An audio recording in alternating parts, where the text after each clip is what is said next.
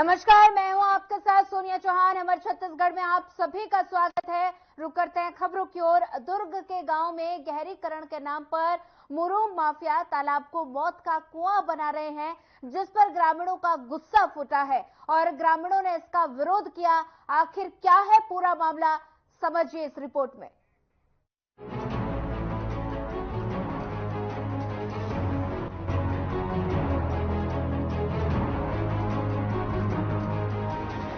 दुर्ग जिले के कुम्हारी में मुरुम के अवैध उत्खनन से बने खाई में बस के गिरने से 13 लोगों की मौत हो गई, जिसके बाद दुर्ग जिला प्रशासन के कानों पर जू तक नहीं रेंग रही। प्रशासन की लापरवाही का जीता जागता उदाहरण अब ग्राम पंचायत नदगंठी के तालाब में देखने को मिला।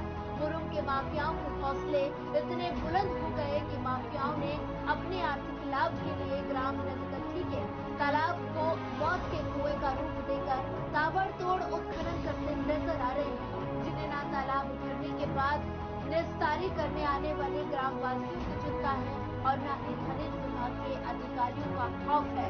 खनिज विभाग के अधिकारियों की मौन स्वीकृति से माफिया लीज पर तालाब लेकर धड़ल्ले से मुरुम का उत्खनन कर रहे हैं। उत्खनन से तालाब के किनारे ही करीब 25 फीट गड्ढा करके मुरुम निकालकर बगैर रॉयल्टी पर्ची के ही परिवहन कर रहे हैं, जिससे शासन प्रशासन को रोजाना लाखों रुपए का राजस्व का नुकसान ही हो रहा है और वहीं स्थानीय रहवासियों की जान पर भी खतरा मंडरा रहा है, जिसकी फिक्र न ग्राम पंचायत के सरपंच को है, न ही जिला प्रशासन के जिम्मेदार अधिकारियों को है। मीडिया जब जिम्मेदार अधिकारियों से बातचीत करने गए तो खनिज अधिकारियों ने फोन उठाना उचित नहीं समझा और वहीं अन्य अधिकारी भी इसकी जांच के बाद कहकर पल्ला झाड़ते नजर आए।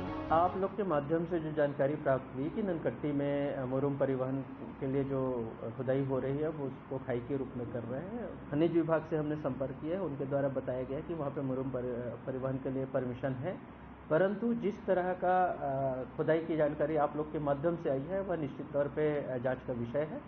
परिवहनकर्ता या विभाग किसी की भी गलती से अगर कोई गलत खुदाई हो रही होगी तो उसकी जांच कराएंगे और विधि सम्मत करेंगे। मुरुम के अवैध उत्खनन से बने खाई में बस गिरने से 13 लोगों की मौत हो गई, लेकिन इसके बाद भी प्रशासन हाथ पर हाथ धरे बैठा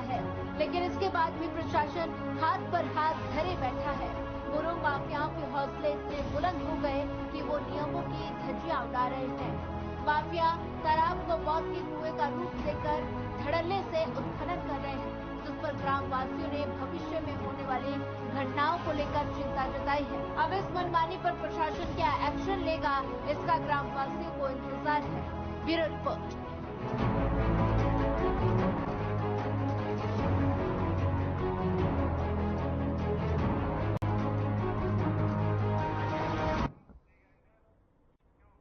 दुर्ग जिले के उतई नगर पंचायत क्षेत्र में शीतला तालाब गहरीकरण और सौंदर्यीकरण को लेकर चल रहा गतिरोध अब कुछ समय के लिए थम गया है। तालाब की खुदाई को लेकर ग्रामीण महिलाओं का गुस्सा फूटा। महिलाओं ने गुस्सा होकर पंचायत भवन का घेराव किया। आखिर क्या है पूरा मामला, देखिए इस रिपोर्ट में।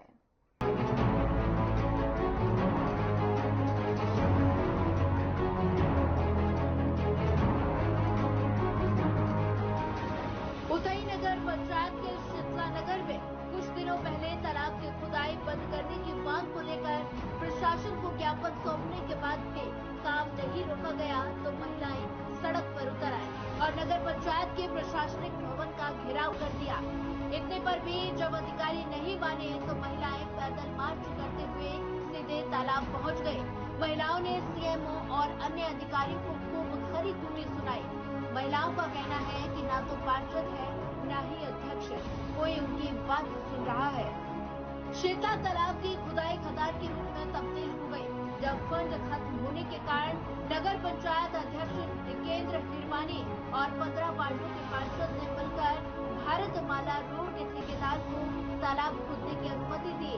मैं गंगा बंजारी हूँ सर। इतना दुख तकलीफ पाने के बाद भी 6-7 महीना से हमारे पास का तालाब सूखा हुआ है, लेकिन उसमें पानी नहीं। हम लोग दुख झेल रहे हैं कि हमारे तालाब साफ सुथरा होंगे कर, लेकिन उसके बावजूद गंदे नाली का पानी आना चालू है और गहराई इतना कर दिया है कि खदान के टाइप का कर दिए है। उनमें बोलते हैं अध्यक्ष कि खदान में कोई आदमी का मौत नहीं होता तो यहाँ कैसे होगा। लेकिन हम लोग का यह डर है कि इतना दुख पाने के बावजूद हमको और आगे दुख दिखाई दे रहे। हम लोग को फ्री में मौत का कुआं दिखाई दे रहा है। अध्यक्ष लोग हम लोग को फ्री में मौत का कुआं दे रहे हैं। अध्यक्ष का नाम क्या है, क्या डिकेंद्र हिरवानी है। डिकेंद्र हिरवानी है अध्यक्ष। न पार्षद लोग आ रहे हैं न मिलते हैं तो क्या बोलता है अध्यक्ष से? अध्यक्ष वही बोलते हैं हम लोग का सामना नहीं होता। 3-4 बार घेराव कर चुके हैं पंचायत में, लेकिन आते ही नहीं सामने। तालाब गहरीकरण के तौर पर तरीके से अनजान हरितमाला रोड के ठेकेदार ने तालाब को खदान के रूप में दे दिया था और इस खुदाई से भविष्य की दुर्घटनाओं से चिंतित ग्रामीणों ने इसका भरपूर विरोध किया, जिसका नतीजा ये रहा कि अधिकारियों ने ग्रामीणों के अनुसार तालाब को समतल करने की बात कही। Bureau report. का जो गहरीकरण का बहुत ज्यादा प्रस्ताव नहीं था उसमें, और ग्रामीणों का बहुत ज्यादा अपेक्षा था कि एक बार यदि पानी खाली हुआ है लगभग 15-17 साल बाद तो अच्छे से गहरीकरण हो। तो गहरीकरण का हमारे पास कोई फंड नहीं था। इसको फिर भारतमाला वालों से संपर्क किया गया और अध्यक्ष महोदय द्वारा, और फिर उस को थोड़ा बहुत खुदाई करवाया गया। लेकिन खुदाई करते समय भारतमाला वालों ने जहाँ से उनके हिसाब से जो मटेरियल लेना था वो उन्होंने अपना निकाला, कहीं ज़्यादा निकाल लिया, कहीं बिल्कुल नहीं निकाला। इसके कारण कहीं ज़्यादा गड्ढा दिख रहा है, कहीं थोड़ा। उनको बोल के लगभग बहुत सारी जगह करा भी लिया गया है। थोड़ा बहुत आज भी हम लोग जो महिलाएं आई थी उसको देखें, हम लोग जो उसको है उसको भी आज हम लोग ठीक करा लेंगे। तो अभी जिस प्रकार से विरोध किया गया महिलाओं के द्वारा, तो अभी नेक्स्ट क्या निर्णय लिया गया? अभी हम लोग ये सोच रहे हैं कि उनसे बुला के जहाँ जहाँ महिलाओं का थोड़ा थोड़ा शिकायत था कि जहाँ हम लोग नहाते हैं वो जगह थोड़ा सा एक लेवल का शक्ल हो जाए, एकदम से जो गड्ढा है वो, तो हम उनको बुला के थोड़ा सा फिलिंग की स्थिति में ला के स्लोप दे देंगे ताकि उनकी समस्याएं खत्म हो जाएगी। फिर बाकी जो काम है वो चलता है। तो आपने इस रिपोर्ट में देखा कि ग्रामीणों ने तालाब की खुदाई का विरोध किया। तालाब के गहरीकरण और सौंदर्यीकरण का काम थमने से महिलाओं का गुस्सा फूटा है। ग्रामीण महिलाओं ने इसका विरोध करते हुए प्रशासनिक अधिकारियों को खरी खोटी सुनाई है। अब देखना होगा कि प्रशासन इस पर क्या एक्शन लेता है। Bureau report.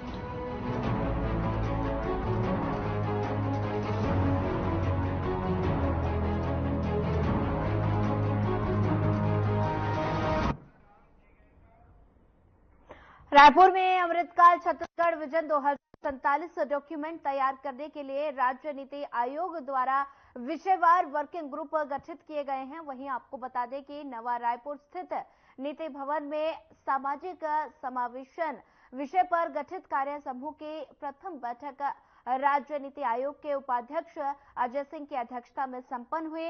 बैठक में सामाजिक समावेशन पर संबंधित विभागों के अधिकारियों ने विस्तार से चर्चा की और साथ ही सामाजिक समावेशन के लिए प्रमुख लक्ष्य, चुनौतियां और विभागीय विजन के संबंध में प्रस्तुतिकरण दिया गया। और साथ ही राज्य नीति आयोग के सदस्य डॉक्टर के सुब्रमण्यम ने राज्य नीति आयोग द्वारा अमृतकाल विजन 2047 विजन डॉक्यूमेंट तैयार करने के लिए गठित कार्य समूह के बारे में विस्तार से बताया।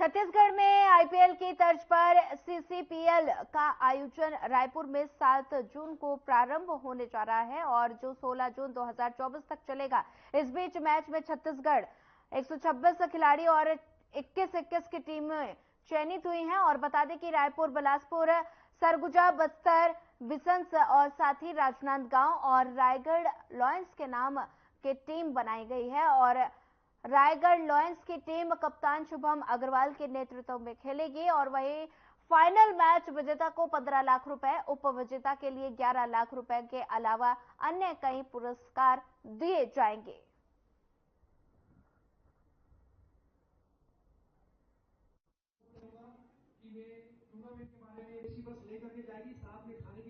मतलब मैं थैंकफुल हूँ सीएससीएस में जो अपॉर्चुनिटी दी है, कैप्टनशिप की भी और रायगढ़ की भागदौड़ मुझे दी है, तो डेफिनेटली बहुत प्राउड मोमेंट है। और अपॉर्चुनिटी की बात करें तो डेफिनेटली जैसे कि सोनी स्पोर्ट्स, सोनी बहुत बड़ा नेटवर्क है, उसमें लाइव आ रहा है तो सब प्लेयर्स के लिए बहुत बड़ी अपॉर्चुनिटी है अपना हुनर दिखाने के लिए।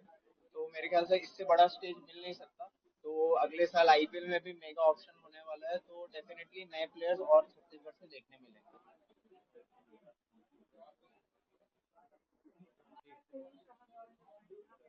नहीं, हमेशा जब आप पहले मैच खेलने जाओ तो उतना ही प्रेशर रहता है, कोई भी मैच हो। तो डेफिनेटली जो भी मैच हो, ये भी मैच वैसा ही मैच है, बस सब मैच में सेम प्रेशर रहता है।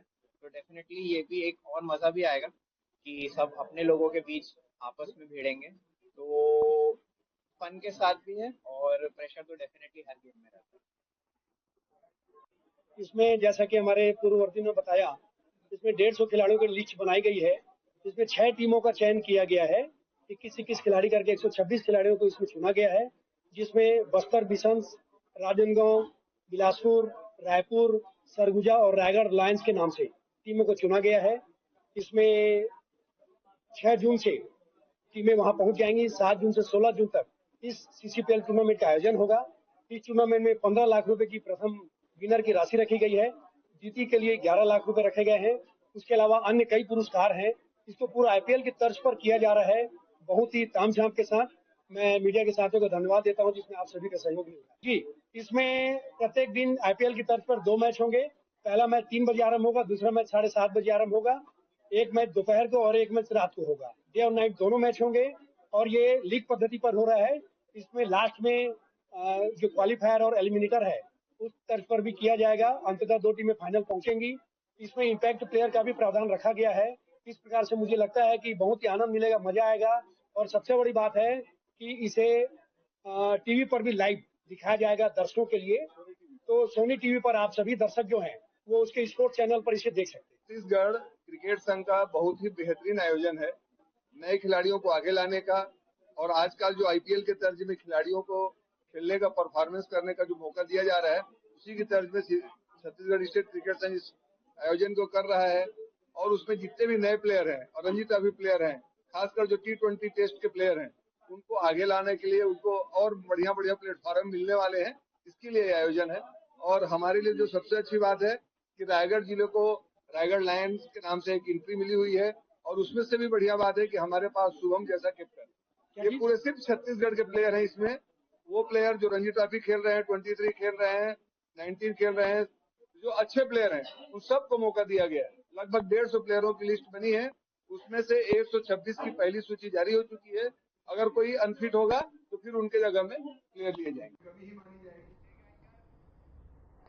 पुसौर बोरोडीपा में समर कैंप के बच्चों को यातायात नियम की जानकारी देने शिक्षिका बच्चों को लेकर बोरोडीपा चौक पहुंची, जहां लापरवाह तेज रफ्तार कार ने 4 स्कूली बच्चों और शिक्षिका को रौंदते हुए टक्कर मार दी। पुसौर थाना प्रभारी ने बताया कि वाहन चालक नशे में टुन था और साथ ही शिक्षिका को रायगढ़ ओपेक्स हॉस्पिटल में रेफर कर दिया गया।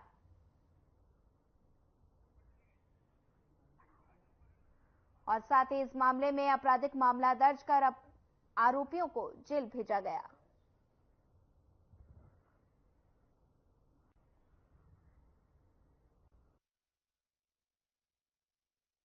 सर बताएंगे, कल दुर्घटना घटी यहाँ।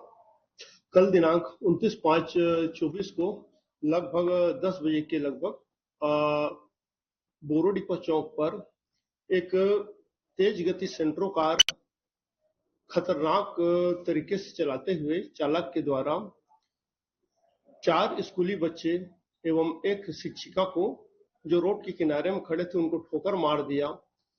उक्त वाहन चालक शराब सेवन किए हुए थे, जिसको तत्काल पहुंच करके घटनास्थल से हिरासत में लिया गया, जिस पर विधिवत कार्रवाई करते हुए आपराधिक मानववध करने के प्रयत्न से संबंध होने से धारा 308 आईपीसी के तहत अपराध पंजीबद्ध करके विवेचना में लिया गया है। आरोपी वाहन स्वामी भागीरथी पटेल, जो ग्राम तड़ोरा के हैं, उनके द्वारा अपने वाहन को एक नाबालिग चालक को चलाने के लिए दिया गया था तथा स्वयं मालिक बगल में बैठे हुए थे, जिस पर दोनों के खिलाफ अपराध पंजीबद्ध करके उनको न्यायिक रिमांड में भेजा जा रहा है। झारखंड के राजमहल लोकसभा के अंतर्गत बरहेट में चुनाव प्रचार के आखिरी दिन विशाल जनसभा आयोजित की गई, जिसमें बीजेपी के कई कार्यकर्ता शामिल हुए और इस दौरान भारी भीड़ भी देखने को मिली।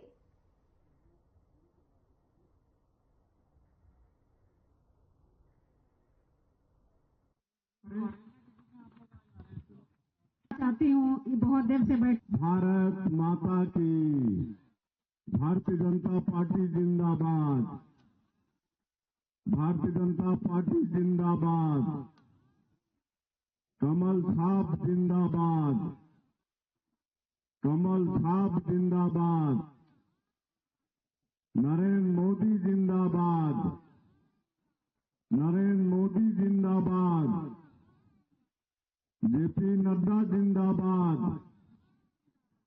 ताला मरांडी जिंदाबाद, ताला मरांडी जिंदाबाद।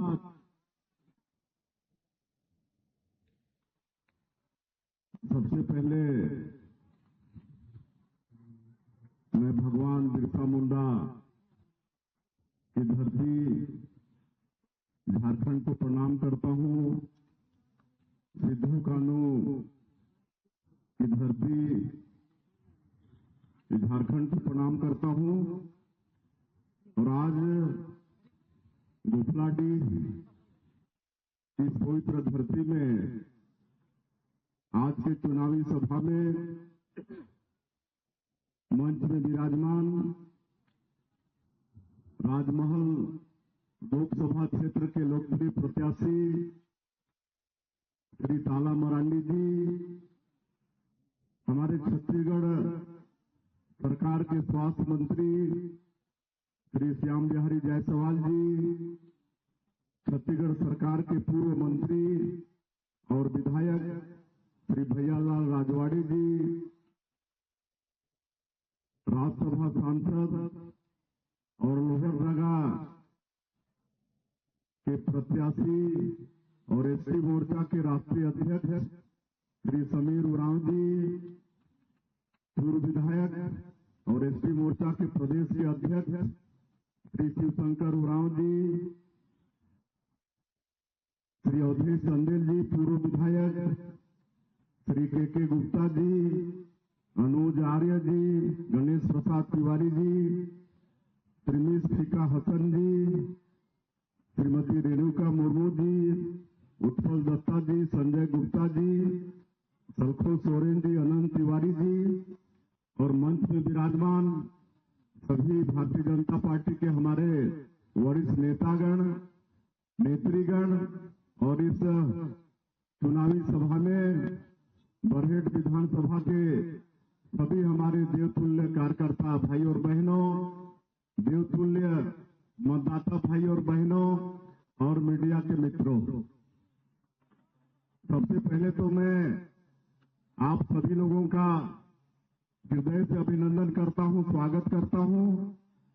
नौतपा चल रहा है और इस चिलचिलाती धूप में भी आप लोग इतनी संख्या में इस चुनावी सभा में एकत्र हुए हैं और आप लोगों ने जो हमारा स्वागत किया है उसके लिए आप सभी लोगों को बहुत बहुत धन्यवाद, आप सब लोगों का आभार। छत्तीसगढ़ में लोकसभा का चुनाव संपन्न हो चुका है 7 मई को और हम लोग छत्तीसगढ़ का जो 11 का 11 सीट है वो सभी सीट भारतीय जनता पार्टी को जिता के दे रहे हैं और उसके बाद हमारे छत्तीसगढ़ के सभी मंत्री विधायक सब झारखंड में चुनाव सहयोग के लिए आए हुए हैं। बंधुओं में ये झारखंड आज शायद 4-5वां बार आ रहा है और ये झारखंड पड़ोसी राज्य है और जुड़वा राज्य कह सकते हैं। छत्तीसगढ़ और झारखंड एक ही समय में पैदा हुए हैं। हमारे श्रद्धेय नेता अटल बिहारी वाजपेयी जी छत्तीसगढ़ और झारखंड को एक साथ बनाए 2000 में और इस नाते हम लोग जुड़वा भाई हैं। और मेरा तो झारखंड से बहुत गहरा नाता है। हमारी माता जी झारखंड की हैं। खूंटी लोकसभा क्षेत्र में हमारे मामा लोग रहते हैं और वो भी भारतीय जनता पार्टी के नेता हैं। और हमेशा हम लोग यहाँ पर चुनाव प्रचार में आते रहते हैं और यहाँ से भी हमारे यहाँ जाते रहते हैं। बंधु, मैं आप लोगों को ये बताने आया हूँ कि ये जो लोकसभा का चुनाव है बड़ा महत्वपूर्ण चुनाव है। हमारे देश के जो यशस्वी प्रधानमंत्री हैं श्री नरेंद्र मोदी जी, इनको तीसरी बार प्रधानमंत्री बनाने के लिए चुनाव है। ये नरेंद्र मोदी जी का चुनाव है। आप सभी लोग सहमत हैं कि नहीं? नरेंद्र मोदी जी को तीसरी बार प्रधानमंत्री बनाना है ना, तो सब दोनों हाथ उठाइए, एक बार आशीर्वाद दीजिए नरेंद्र मोदी जी को। बहुत बहुत धन्यवाद। देखिए, नरेंद्र मोदी जी एक गरीब का बेटा है, एक चाय बेचने वाला का बेटा। और मैं इसका जिक्र इसलिए कर रहा हूं कि गरीब आदमी ही गरीब आदमी का दुख तकलीफ को जानता है। वो दिल्ली बम्बई में पैदा होने वाला वो नहीं जानता है। और नरेंद्र मोदी जी जो पूरे देश को अपना परिवार मानते हैं, 140 करोड़ भारतवासी को अपना परिवार मानते हैं और उनके सुख दुख की चिंता रात और दिन करते हैं। आज 24 घंटा में 18 घंटा देश के लिए काम करते हैं। और आप लोग 10 साल उनको प्रधानमंत्री के रूप में देखे हैं। 10 साल इस देश में उन्होंने प्रधानमंत्री के रूप में गांव, गरीब, किसान, मजदूर सबके लिए चिंता किया है। उनका नारा है सबका साथ सबका। फिलहाल इस बुलेटिन में इतना ही। ज्यादा खबरों के लिए बने रहिए हमारे साथ। नमस्कार।